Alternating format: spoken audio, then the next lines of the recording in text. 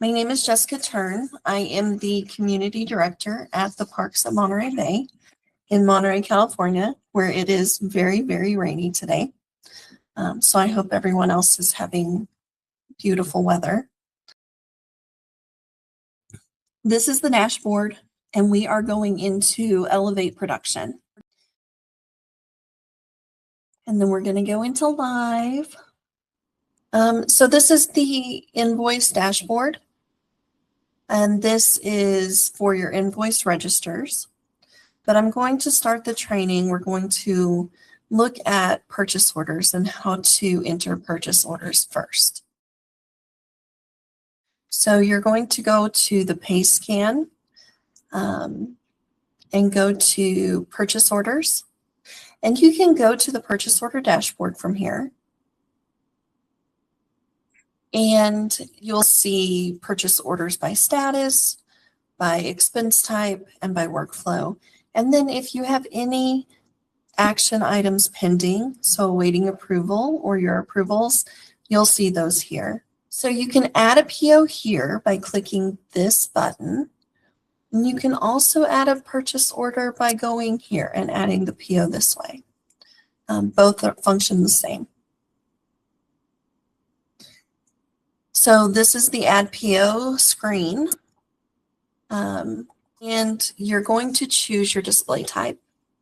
This is very important because you need to choose the display type for your property. My understanding is that everyone will have their own display type. That could change. But for my purposes today, I'm going to use Huachuca and Yuma. The reason we choose this display type is because in order to choose a unit for this PO, so if you want to assign this PO to a certain unit on your property, you need to choose that display type. So if we chose a different property display type, it would show those units for that property. So I'm going to go ahead and type in the vendor name here. And you can also click the ellipses and it'll bring up a menu. So I'm going to choose for imprint.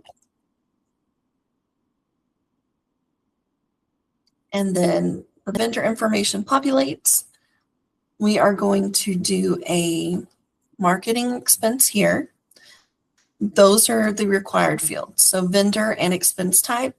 It is recommended that you put something in the description. We're going to order tenant satisfaction survey signs. Now, we don't need to fill in any of this information. This is already pre-populated as far as the order date and the required by date. And then this workflow, you'll see more information once we save the purchase order.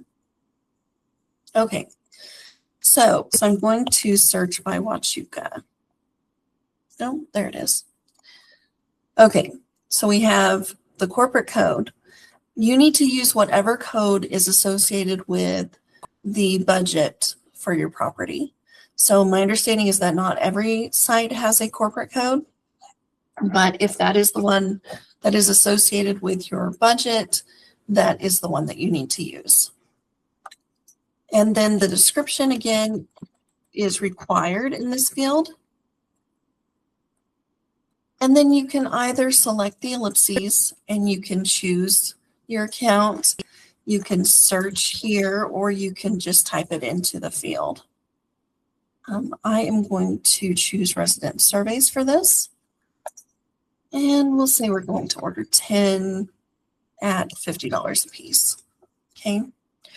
So I don't use the department field, but the project code field, you would use this if you were ordering something, goods or services that were related to a specific project.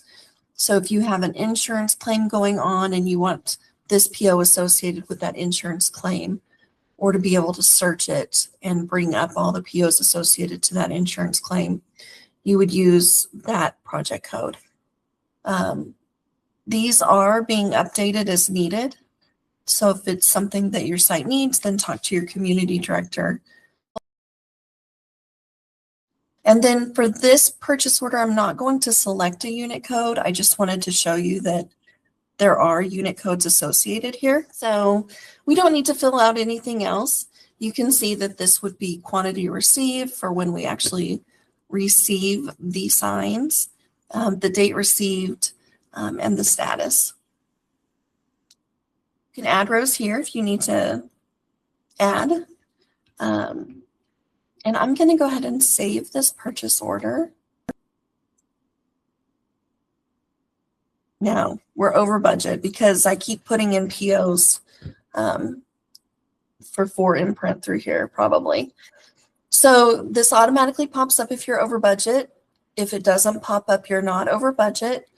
But you would put your explanation here and then you would save this. So you can also look at which open invoices you have, what open payables you have, what open POs you have. To go ahead and save this.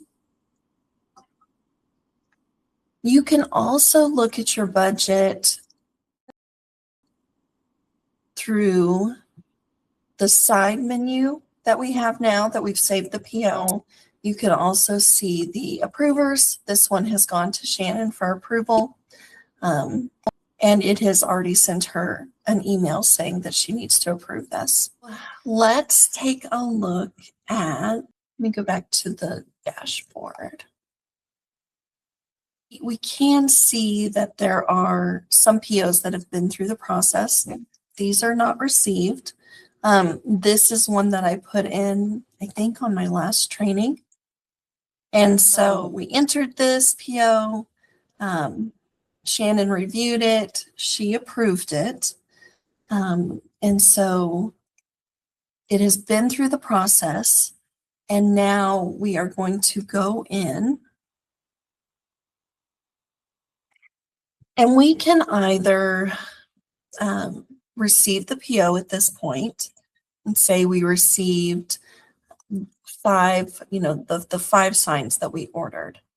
Or we can do a change order. So for the change order, I want to warn you first, because when you click change order, the screen is going to open up and you're not going to have this information anymore. So you want to make note of the GL code that's there. If you're doing the change order in order to update that GL code, that's great. But you'll see this is the change order and none of this information is here. Now, you won't have option to use the change order unless your PO has been approved. Up until that point, you can modify the PO without doing a change order. But if you need to do a change order after it's been approved, you go in and you re-enter the information. And that means you can update the property code, the GL account, the description, the quantity, and so forth. I am not going to save this. So I'm going to click the little arrow and go back to the previous page. You can see the status is completed. We need to, the current step is complete PO. So we would go in and we would receive the PO. I also want to show you this, so where you can copy the purchase order here. You have the option to print the purchase order here. And then you also have the option to email this PO to the vendor. And so it populates the vendor email address. You're going to type the subject in here.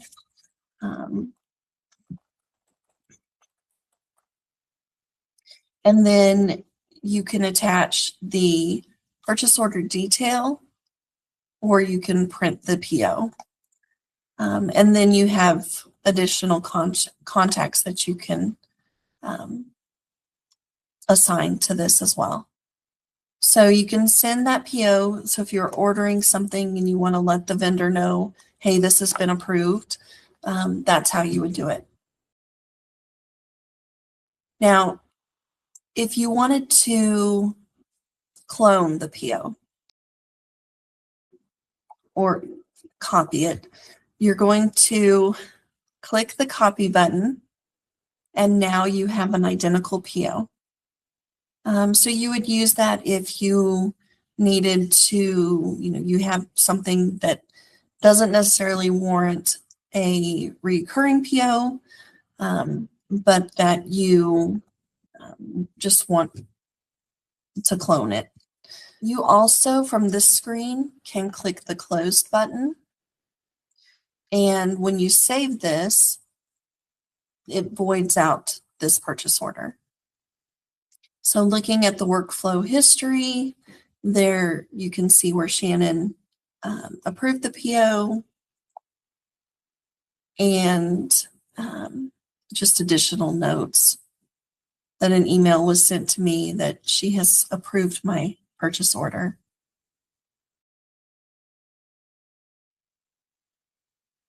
Let's talk about receiving the PO.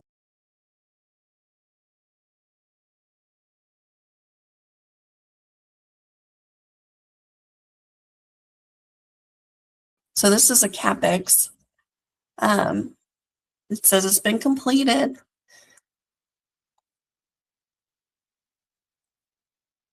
So let's go click the receive button. And again, I'm not going to receive it, but you would adjust the quantity here. They only ordered one, so if they received one, we would be able to check that there. If the price was different, we would update it here as well, and the date received. And then you can click receive PO, and then you would click save. If you were approving multiple line items, you could check receive, and that would check mark the receive on all of them. And then if you were to realize, oh, I didn't receive that after you've saved it, you can go in and unreceive the PO.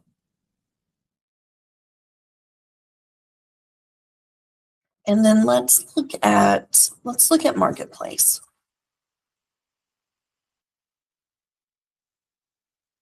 All right.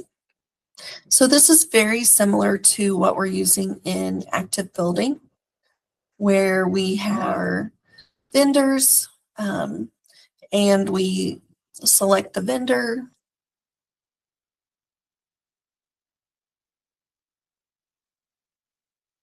Click, we find our item that we want to purchase. We add it to the cart.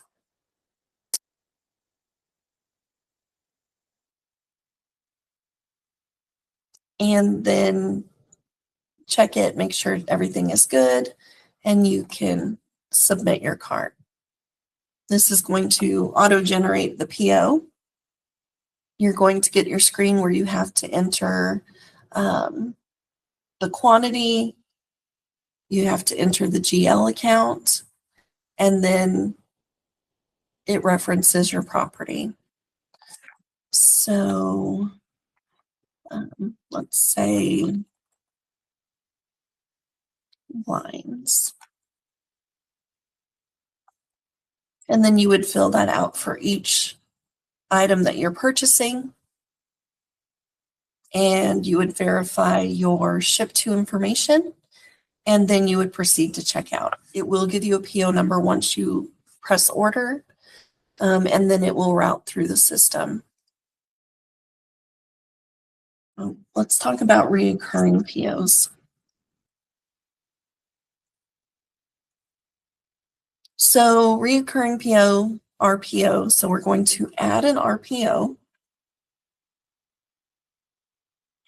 And you're going to enter the purchase order like you would anything else. So we're going to enter this in. We'll say this is one garage door. And we'll select the property.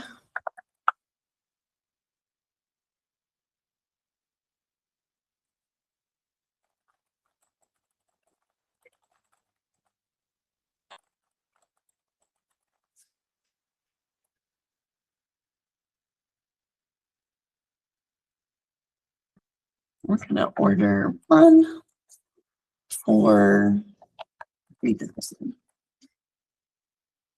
Now, because this is a recurring PO, I'm not going to enter this in association with a unit. And right now, because I didn't select which display type, we have multiple properties with units available. So if you wanted to assign this to a property, you would just go into which one applies to you. And then once everything is entered, we click Save.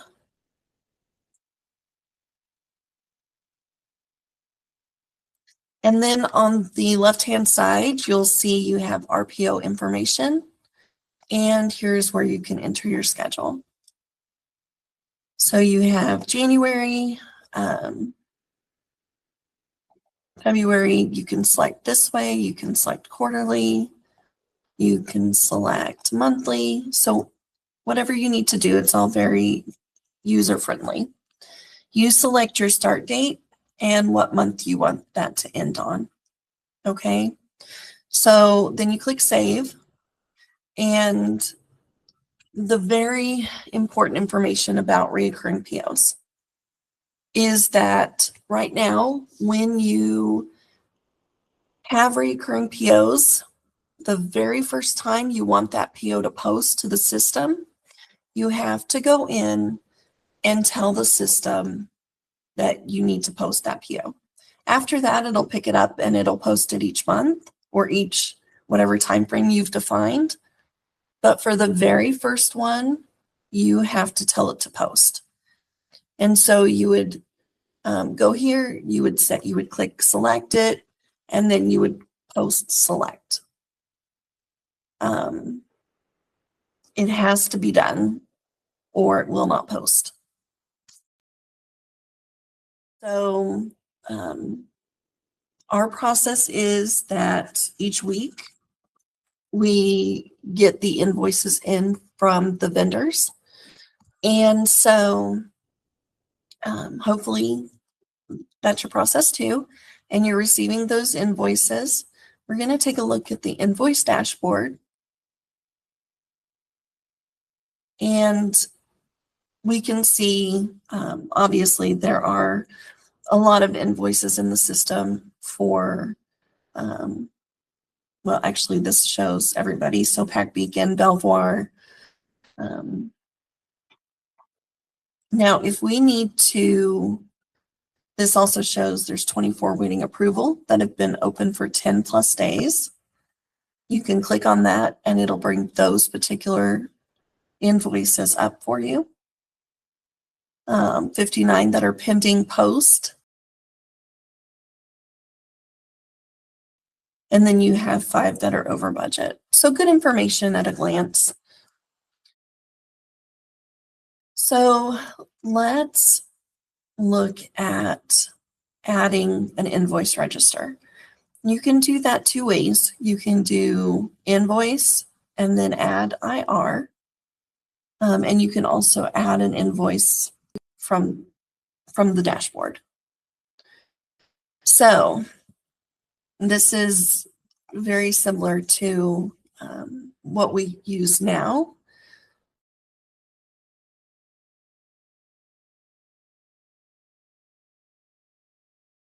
Okay, so I've imported my PO.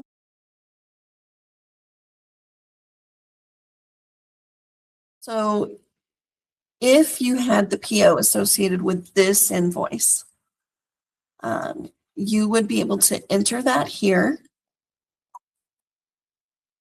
And it would pull the information over. So this would pre-fill. Remember who the vendor is? The vendor from the PO that you're trying to find. Oh, that's for imprint. If you key in imprint on the vendor field, it'll narrow down the list of the PO. So put in imprint on Pay. Okay. If I can type. There it is. Okay. And then go back to the purchase order lookup list. And that should give me a list. There it is. So it narrows down the list of POs available based on the vendor selected. Okay. Thank you. Yeah. That is Linda, everyone. She's the one who taught me everything I know. I'm not going to type in the full invoice, but so now you can see the information gets pulled over. It fills out these these fields. And so now this invoice will be associated with this PO. So let's see what happens if I do this.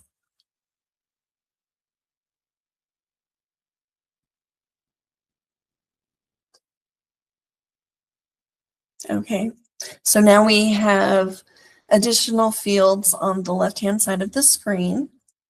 Again, we can check the budget, which we're over budget. You can check the attachments. You can see which notifications were sent. So Shannon's going to get this right now, and she will absolutely know that I'm playing around in the system. Back out of that, and I'm going to show you how to import multiple invoices. And because we're doing multiples, we're going to do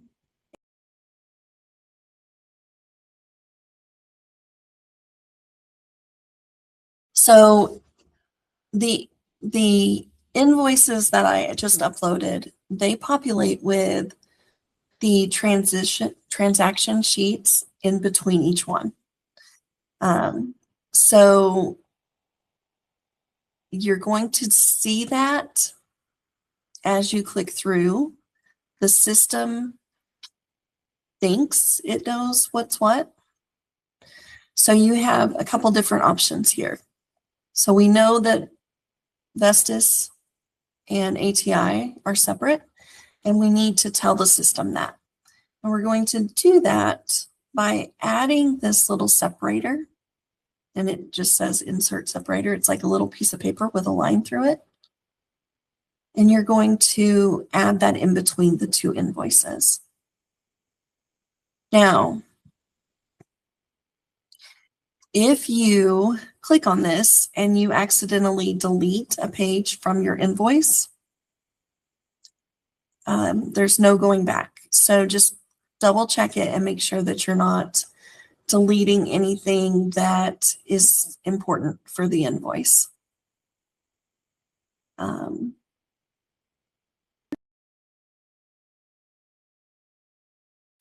And so then we have another invoice. So we'll add another separator here. So the system knows that we have the different invoices that we're uploading. And then you go here, you don't need to fill out all this information. You go here and you submit all the invoices. So I have this one in the system. You can look at, I went to my invoices. You can find your invoices that way. You can also do a search to see where your invoices go. And then it's pretty easy to pull up and take a look at it.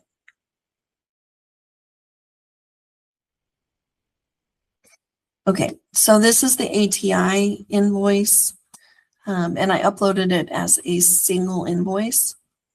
Now I would go in and I would fill in the information, including the purchase order number. And I would save that information. I would validate the information as well. When you validate the information, it's going to tell you if you have a duplicate, or if anything else is wrong with your invoice, or the PO. So it's very important that you hit that validate button.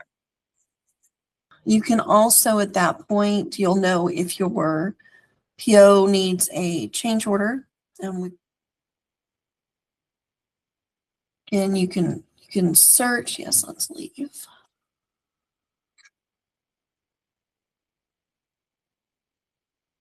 So I'm searching for imprint. Again, you can clear this out. And this way you can search for all of your invoice registers. Show you one of the reports that I think that we will use frequently. We look at how many POs we have that have been open for more than 30 days. And these are POs that have been requested. The PO has been approved, but it hasn't been received. So I'm going to search for not received, and I'm going to search for open PO. And then I'm going to add the order date, and I'm just going to go back in time. And then I'm going to go back to January 3rd, because that would be 30-ish days from today. And so these POs are all over 30 days old. So you can see the dates that they were entered. You can look at the PO information here.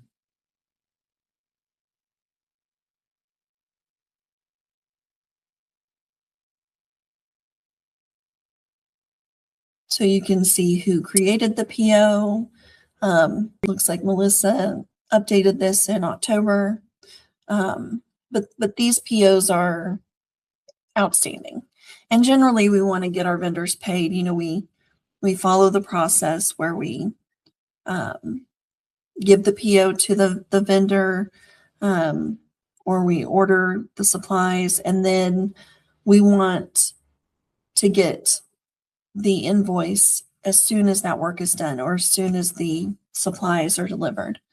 And so this helps make sure that we are able to just make sure that those are received. Yeah.